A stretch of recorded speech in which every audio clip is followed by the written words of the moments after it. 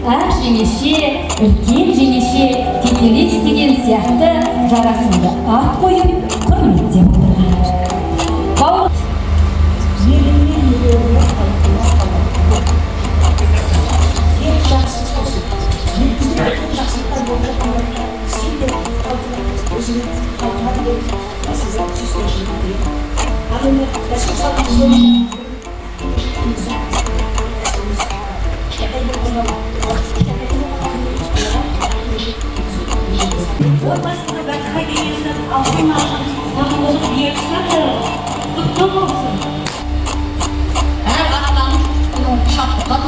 Мерекелі, берекелі болсын, зылқыға болсын, еліне елеулі, халқына қалаулы бол, бақ берсін, қыбыр дарысын, әк кимешегің құтты болсын жаным. Жолын жалғастырса, әк кимешек киесін ұлықтаса, еліміз аман, жұртымыз тыныш болып, ақ жаулықты аналар жүрсін жайнап, ақ жаулықты аналар жүрсін. Әйел заты аман болсын.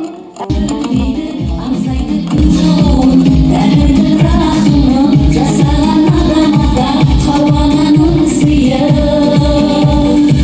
ұрпағына сыйлаған қамқоршы мейірі, отбасына бөлеген барында мейірі, сүйген жарына адал қорғаймасын сезімі, қиындыққа төзімі. Гүлдей қойған күннелер алған, ұрпақтан ұрпақтан. Әжелеріміздің өнерін көріп отырсыздар. Сонау мынау облыстық байқауда бірінші орын Жанат ағамызбен оқушы кезімізден бірге әкелеріміз, ағаларымыз қойып алып, сонда бір үлкен жайшылығында жұмыс істеп, абыроймен атқардыңыз. 1974 жылы әскер қатарында жүріп, братья по классу, братья по оружию ансамблінің құрамында Берлин қаласында өткен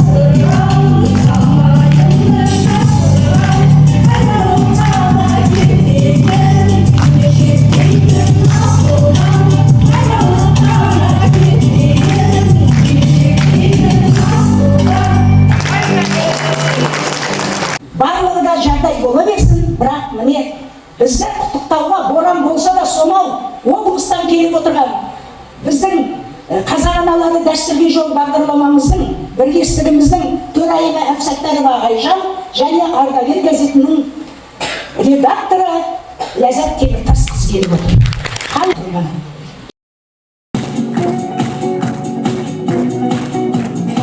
Дәстүр салтымызды жастарға үйретуге бүгінгі күні қолымызды ұшын беріп, көмектесіп, айтарларыңыз болса айтып, көрсететінізді көрсетіп, жастарға үлгі болатындай жайымыз бар. Қыздарымыз ертеңгі күні елдің анасы, сол қыздарды қазірден бастап тәрбиелейік деген осындай мақсатта жұмыс жасап жатқан жайымыз бар. Жерлестер, туғандарым, кезіп жердің тау тасын, мұңлы арманын, келіп тұрмын өзіңе, өзгенім жоқ. Мен алысқа сіздерден құдарманым дегендей. Сәлеметсіздер ме? Жақсы шараның нышанында кезігіп отырмыз.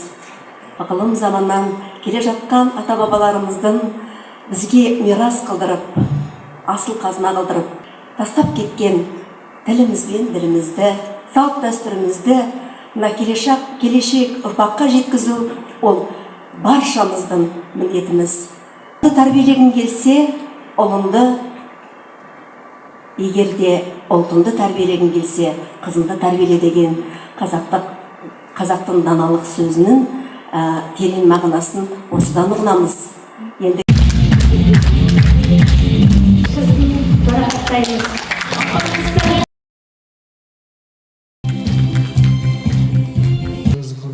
қуаныштымыз. Бүгін өте маңызды күн. Себебі осындай бір қазақтың салт дәстүрін, қазақтың ұлттық киімін дәріптеп жүрген аналарымыздың өте тамаша кешіне куә болдық. Енді айтады ғой, ақ кимешек көрінсе әже сені көрем, ақ кимешек жоғалса нені көреміз. Өйткені осындай бір мәдениетімізді дәріптеп, осындай салт дәстүрімізді насихаттап жүрген, осындай мәдени майданда күресіп жүрген аналарымызға бір қол соғып қойыңыздар. Сондықтан да жаңағы ұлтты тәрбиелейтін аналарымыз мінекей осындай бір болса керекті. Себебі шынымен қандай жаңа қарап отырмыз, ұлттық киіміміз қандай тартымды, көрікті, оны киіп алған жаңағы аппақ әжелеріміз қандай сахнаны жарқыратып отыр, сөздері қандай, ақылдары қандай. Осындай жаугершілік заманда осындай бір ауылды, бір елді осындай ақыл айтып ұстап отқан аналарымыз болған ғой. Себебі бүкіл еркектік кісілеріміздің бәрі сол жаугершілікке кеткен кезде осындай бір әулетті ұстап отырған, елді ұстап отырған аналарымыз жасай берсін. Әрдайым осындай бір шараларда көріне берейік, осындай шаралардың басында жүрейік.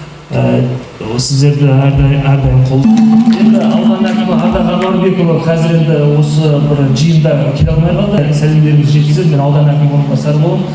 Ол кісіні сіздердің ыстық ықыластарыңызды жеткіземін. Жастарға тәрбие, дәстүр көрсетіп жатыр. Бұл өте бір қуанышты жағдай. Бұл үлкен еңбек. Мына зейнеткерлеріміз осының бәрін көтеріп жатқан. Көп рахмет айтамыз. Өте әдемі айтылған сөздер екен. Ел жұртымыз аман болсын, жанға жайлы заман болсын. Дастархандарыңыз жайлы болсын, қазан ошақтарыңыз майлы болсын. Төрт түліктеріңіз сай болсын, көргендеріңіз қызық той болсын. Ел жұртымыз аман болсын. Bir Алла жарылғасын бәріңізді, осы отырған жасыңызды, кәріңізді. 12 мүшемізді аман сау қылып, ауылдан аулақ қылсын тәнімізді. Осыңнан көңілім қалмасын, жағаннан ешкім алмасын. Олың болып жортқанда бір Алла өзі қолдасын әулін.